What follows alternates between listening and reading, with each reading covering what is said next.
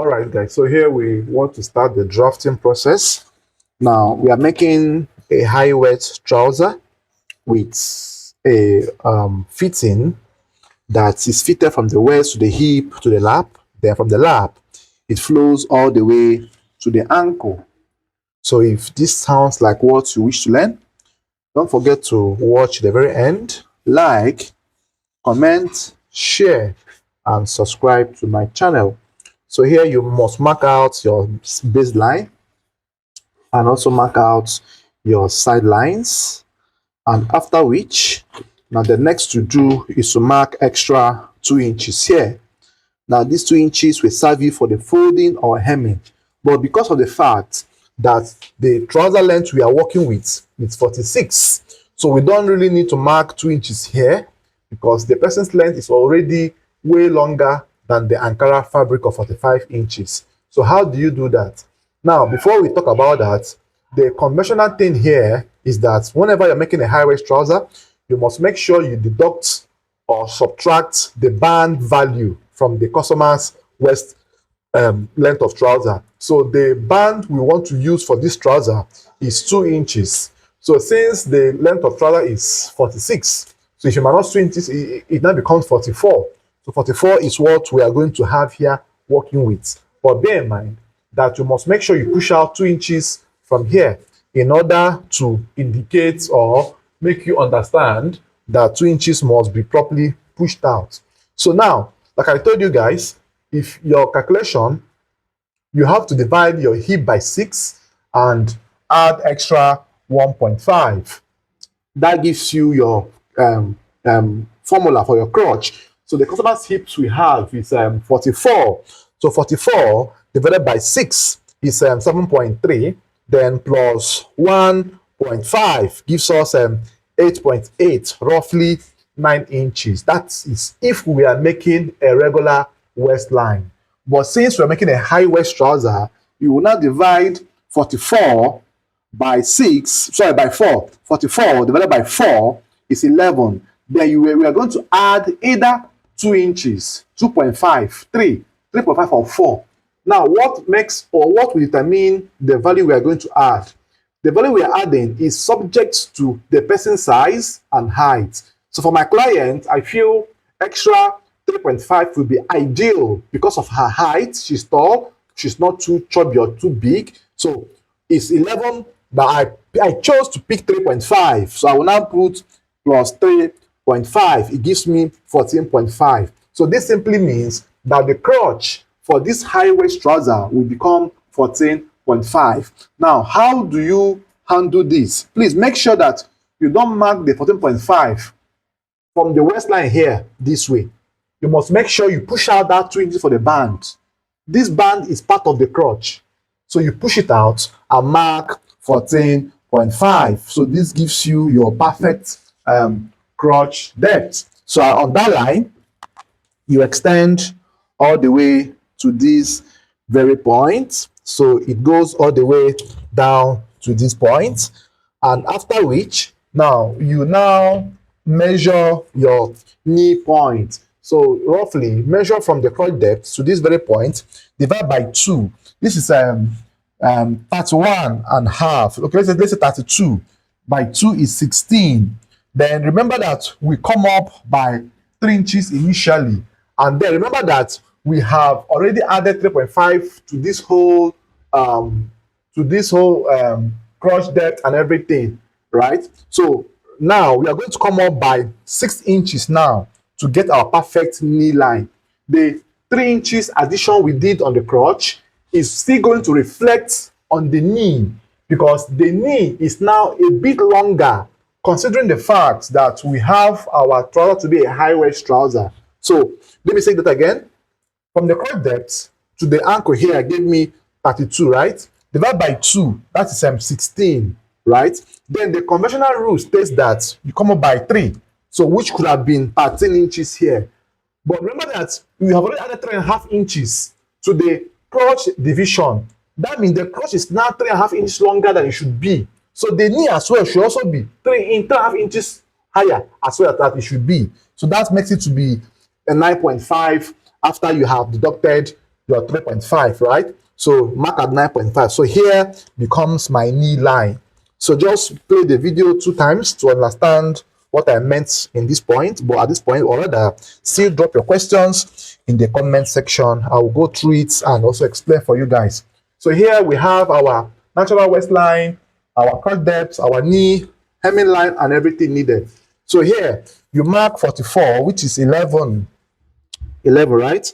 You mark 44 by 4, which is 11 this way, and then add extra 2 inches, which is constant on our drafting. Then get the middle, which is 13. So middle is 6.5. So transfer the 6.5 all the way from the knee to the baseline as well. 13. Transfer the measurements all through this way, and after which gently connect the lines to show in this very form, right? And then after the line connections, the next thing you are going to deal on is your knee circumference. So the knee we have is a knee of 21. So divide by 2, you have it to be 10.5, right? Then by 2 again is 5.25. So here you mark 5.25. So you can just mark at 5.5, you know, make it 5.5 for easy application. 5.5, and here you mark 5.5. So now the customer wants whatever be the knee value to be what you are going to see at the hem or at the ankle region. So there's no need to mark ankle again. So transfer the same value, 5.5 to the ankle and 5.5 as well this other way round. That is the customer's choice, you know, the knee going straight down to the ankle, so that it gives you that free and flowing effect all through that way. Then after this, the next thing you're going to deal on here is to get your connections. So you gently, this area, it doesn't need to even use curve, use your straight lines and join, since they are in a straight line.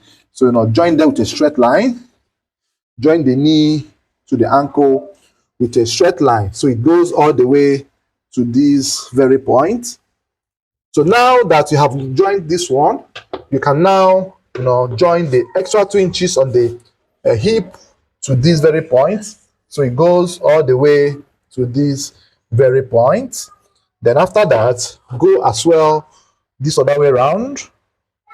So it goes all the way to this point, and then blend it in to lap properly.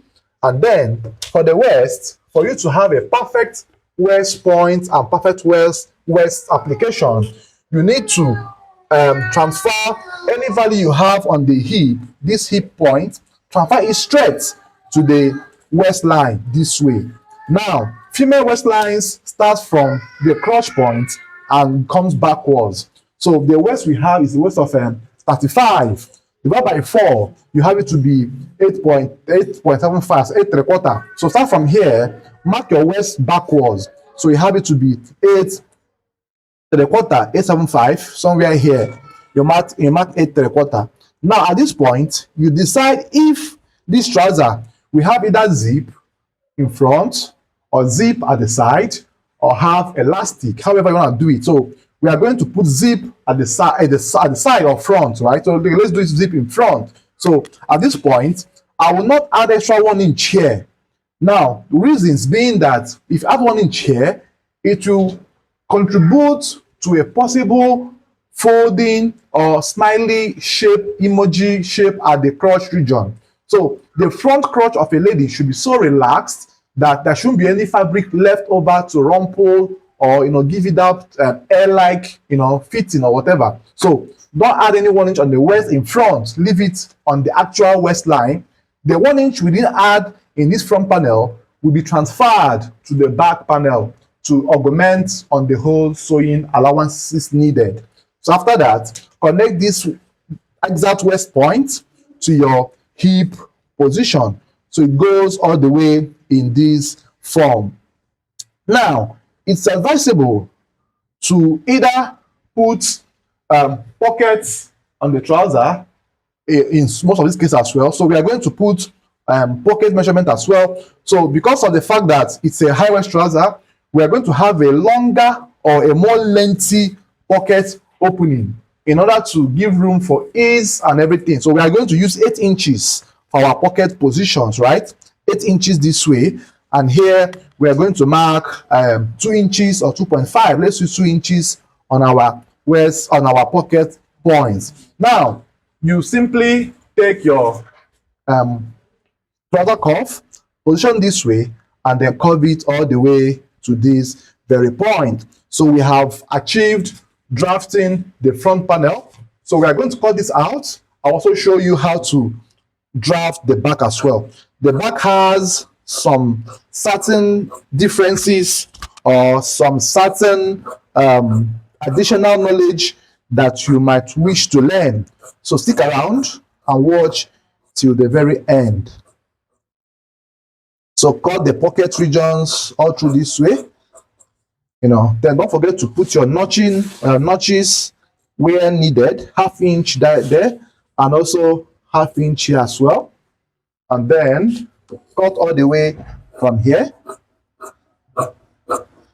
So when the band of this trouser comes in, it will now augment whatever be the needed length we had wanted to use in our length of trouser.